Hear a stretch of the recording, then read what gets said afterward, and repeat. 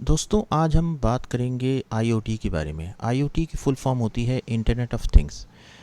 दोस्तों, जैसे कि नाम से ज़ाहिर है इंटरनेट ऑफ थिंग्स, इसका मतलब चीज़ों का इंटरनेट या चीज़ों का एक नेटवर्क। देखो, आईओटी को इंट्रोड्यूस किया था केविन एस्टन ने 1999 में। और इसके बाद से इंटरनेट ऑफ थिंग्स पर काफ़ी रिसर्च हो रही है, काम हो रहा है। और इसका मेन मकसद होता है कि जैसे हमारे घर में अप्लाइंसेस होती हैं या हमारे रोज़मर्रा के इस्तेमाल की चीज़ें होती हैं, तो हम उन्हें इंटरनेट के ज़रिए ऑपरेट कर सकें या इंटरनेट के थ्रू उन्हें यूज़ कर सकें। मिसाल के तौर पे आपके घर में ओवन है और आप चाहते हैं कि मैं ओवन को इंटरनेट के थ्रू यूज़ करूं। मिसाल के तौर पे अगर आपने ओवन में कोई चीज़ गर्म होने के लिए रखी, तो कंप्यूटर के ज़रिए आपको पता चल जाए कि वो चीज़ गर्म हो गई है या नहीं हो गई। आप ओवन को कंप्यूटर के ज़रिए कंट्रोल कर सकें, और जब वो चीज़ जो आपने गर्म होने के लिए रखी थी वो गर्म हो गई, तो वो आपको बता दे कि अब आप उस चीज़ को निकाल सकते हैं ओवन से। इसके अलावा होम ऑटोमेशन है।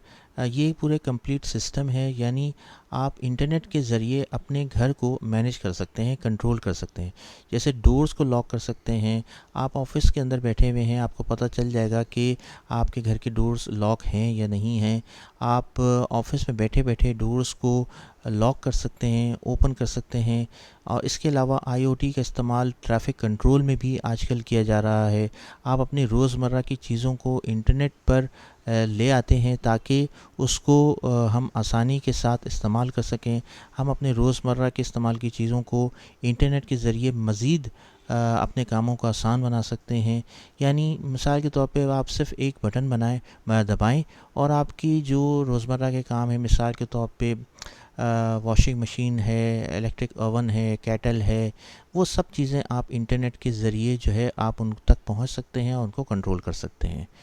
अब आईओटी का जो मेन पर्पस होता है वो ये होता है कि आपके रोज़मर्रा के इस्तेमाल की चीज़ें, आपकी होम अप्लाइंसेस, उनको इंटरनेट के ज़रिए कनेक्ट किया जाए और एक नेटवर्क बनाया जाए, और आप इन तमाम चीज़ों को इंटरनेट के ज़रिए से कंट्रोल जो है वो कर सकें।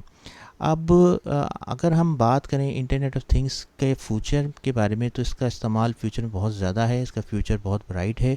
और ये फ्यूचर में बहुत ही मेजर रोल प्ले करेगा और हमारे लिए बहुत सारी आसानियाँ भी पैदा करेगा। यानी हम जो गाड़ी इस्तेमाल करते हैं, हम उसे इंटरनेट पर ला सकते हैं, हम उसके डिफरेंट फंक्शंस को कंट्रोल कर सकते हैं। इसके अलावा एआई को यूज़ करके ऐसी मशीन्स बना सकते हैं कि जो हमारे काम को आसान बनाएं।